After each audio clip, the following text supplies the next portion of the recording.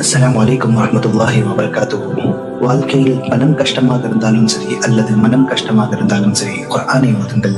சற்று சிந்திக்க வேண்டும். கபரிலே வரக்கூடிய மிகப்பெரிய பெரிய அதாபுகளையும் மிகப்பெரிய பெரிய சோதனைகளையும் குர்ஆன் தடுக்கிறது என்றால், துனியாவில் வரக்கூடிய சிறு சிறு கஷ்டங்களையும் சிறு சிறு சோதனைகளையும் குர்ஆன் தடுக்காதா? நாளை மறுமை நாளில் அல்லாஹ்விடத்திலே சிபாரிசை செய்து சொர்க்கத்தையே வாங்கி தரக்கூடிய குர்ஆன் துனியாவில் ஹலாலான ரிஸ்கையும் பர்க்கத்தையும் வாங்கி தராதா? குர்ஆனை ஓதுவோம். குர்ஆன் வியாதியில் இருக்கக்கூடியவன் ஓதினால் ஷிஃபாவை தரக்கூடியது குர்ஆன். கஷ்டத்தில் இருக்கக்கூடியவன் ஓதினால் சுகத்தை தரக்கூடியது குர்ஆன். நஷ்டத்தில் இருக்கக்கூடியவன் ஓதினால் லாபத்தை தரக்கூடியது குர்ஆன். கடனில் இருக்கக்கூடியவன் ஓதினால் நிம்மதியை தரக்கூடியது குர்ஆன். ஒரு நாளைக்கு 10 கிதாபுகளை ஓதினால் கூட 3 நாட்களில் குர்ஆனை ஓதிவிடலாம். ஒரு நாளைக்கு 5 கிதாபுகளை ஓதினால் கூட 6 நாட்களில் குர்ஆனில் ஓதிவிடலாம்.